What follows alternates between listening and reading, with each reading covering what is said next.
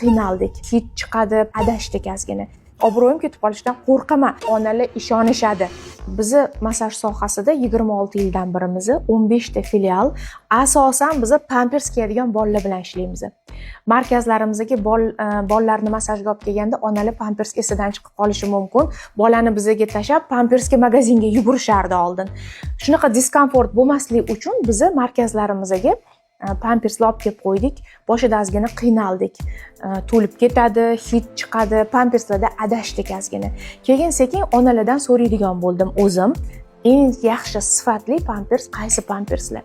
Masalan, o'zim ham buvimman, onaman, qizlarimdan so'radim, qanaqa pamperslar ishlatasizlar? Hozir 80% ayollar Yukosan pamperslarini ishlatishar ekan, sababi u Yaponiya mahsuloti ekan. Tabiiy toza paxtadan ekan, ximikat yo'q ekan, hid chiqarmas ekan, toshib ketmas ekan, keyin premium mahsulot ekan.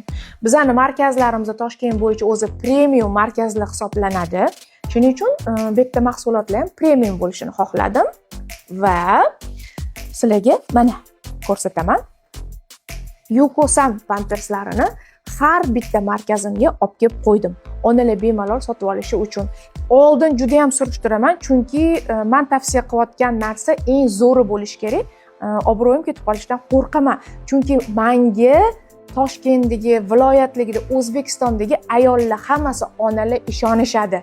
Men ishonchdan chiqib ketishi, daveriyadan chiqib ketishi xohlamayman. Shuning uchun oldin surishtirdim. Men har bitta onaga mana shu Yukosan pamperslarini tavsiya qilaman.